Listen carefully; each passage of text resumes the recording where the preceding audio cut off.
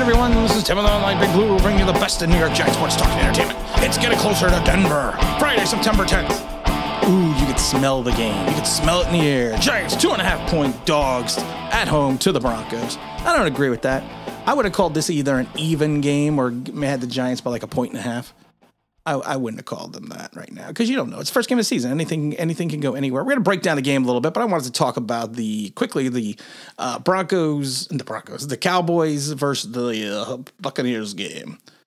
It was a good game, and I'm glad Dak's got a bad shoulder because if he didn't, the rest of the league's going to be in trouble. It was a chippy game in reference to pass interference penalties. I think they're going to call it tight this year, or maybe I don't know if that's an aberration of the rest of the season. But there were some plays you were just like, that's not a pass interference, and then there were some plays from offensive pass interference plays they didn't even call. So it's kind of a weird situation, a weird scenario.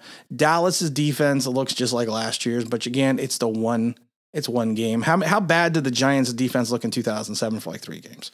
So you can't go through that. But that offense, man. CeeDee Lamb, I did a video a long time ago about wanting CeeDee Lamb and how the Giants should draft him because I thought he was going to be a beast, and boy, that guy is. Tom Brady, I hate Tom Brady, man. The GOAT just looks like the GOAT. The GOAT is just the GOAT. Oh, my goodness gracious. What is he, 497 years old? And he's still playing at this level? Well, whatever.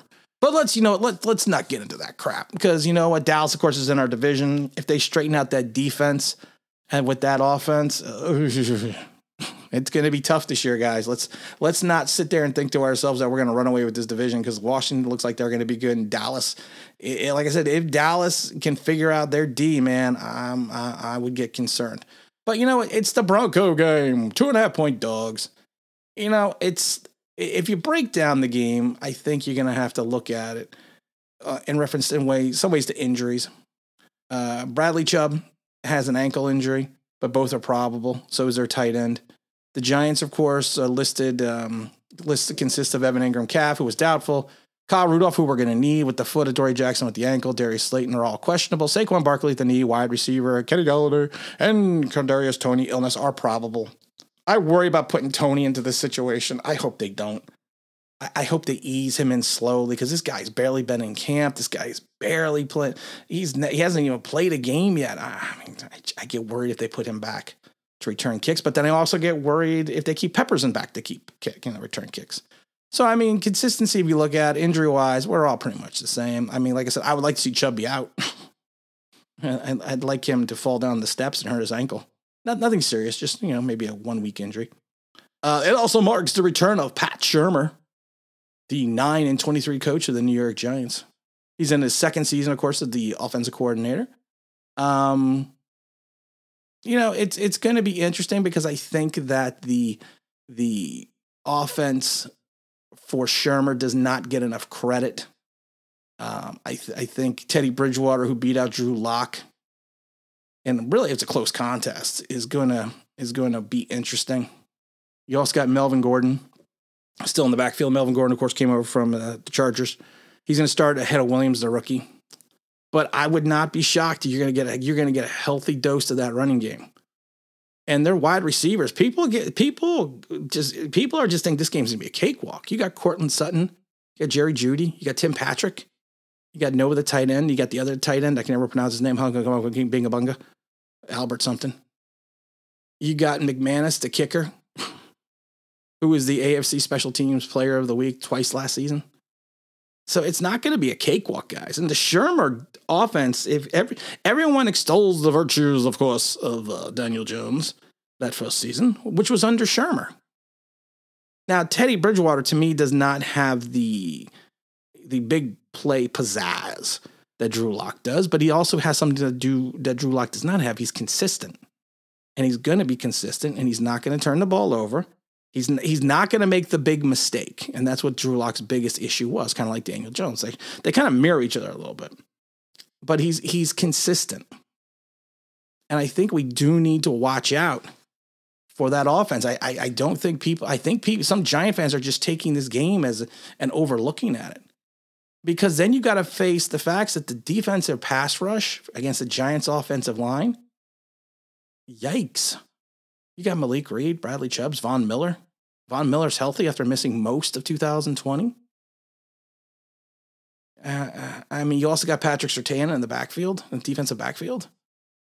They're not going to, it's not, this is not going to be a cakewalk. That defense against our offensive line concerns me a little bit, because that defensive line is not as good as Washington's, because Washington's just going to have a monster of a line. But it's going to be scary. It could be scary a little bit, guys, especially if we don't figure out this pass rush, if we don't figure out the line.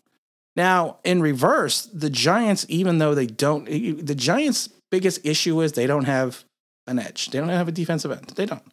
We can't sit there and lie and say they do. Now, what's his name? Garrett, what was it, Bowles, who was he was the tackle over for Denver. He's not an elite guy. He's not an elite left tackle, but he's definitely more talented than anyone we have on the edge. And he's really quick. You know how I talk about Andrew Thomas is a little slow out of his stance? This guy is quick out of his stance. He's improved his footwork over last year. He can mirror and he can effectively shut down, in my opinion, any of the Giants' edge rushers. Now, the X factor may be Ojulari. That could be the X factor if we bring him out on the edge.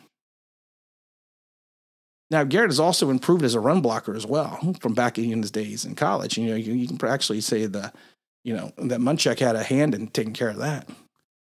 Now, but not as good, but as the ability he has to shut down on the edge, there is a mismatch, I believe, for the Giants in the interior line. That's Lloyd Cushenberry. I liked Lloyd Cushenberry coming out of college, but he struggled last year to identify stunts and blitzes. He did. And you're going to put an interior lineman like Leonard Williams and Dexter Lawrence, it could be bad.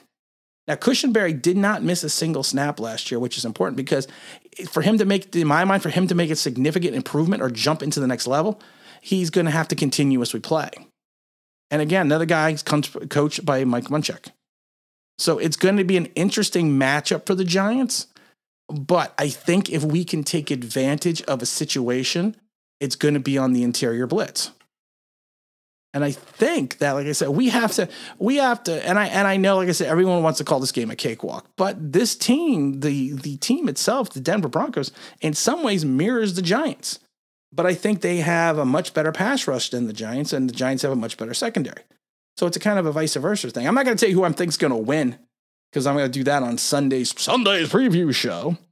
But I think that the opportunity is there for the Giants to get a win. But in my mind, this is not going to be a cakewalk. We have to watch the Saquon Barkley. I'm still against starting Saquon Barkley or even playing him, because of the fact that you're going to have to bring him back on a short week against Washington. And I would rather have him against an interdivisional game than playing, than against the Broncos at home. Because if we are a good team, we should be able to beat the Broncos at home without Barkley. Plain and simple. If we are a good team. And I think the Giants need to focus on that. And again, this is Tim Online Big Blue, bringing you the best in New York Giants sports talk and entertainment. And as always, if you can like, maybe subscribe, and that means that'd be awesome.